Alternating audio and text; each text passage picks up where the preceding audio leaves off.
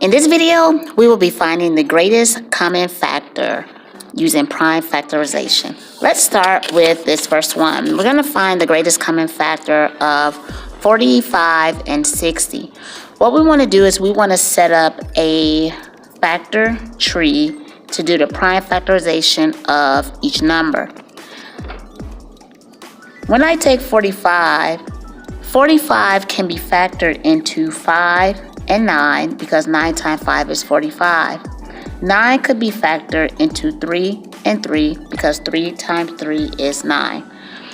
I am going to circle my prime numbers here to let me know that these are prime numbers. They only have two factors, 1 and that number itself.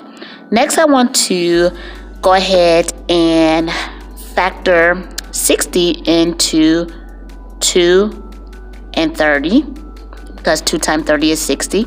I can factor 30 into 2 and 15, and I can factor 15 into 3 and 5 because 3 times 5 is 15.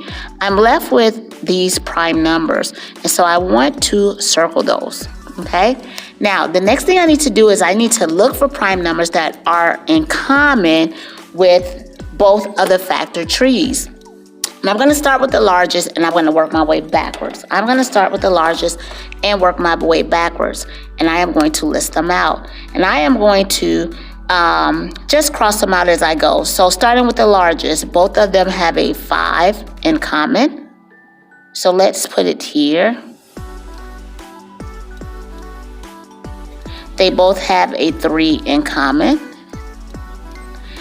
Here, I don't see another 3, and on this side, I don't see 2. So when I take 3 times 5 and get 15, that will be my greatest common factor.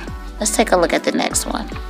Find the greatest common factor of 18 and 30.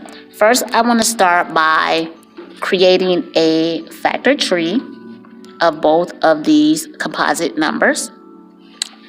18 can be factored into 2 and 9 because 9 times 2 is 18. 2 is a prime number. I'm going to go ahead and circle that. 9 can be factored into 3 and 3 because 3 times 3 is 9. So now I have all prime numbers. I'm going to do the same thing for 30. 30 can be factored into 2 and 15 because 2 times 15 is 30.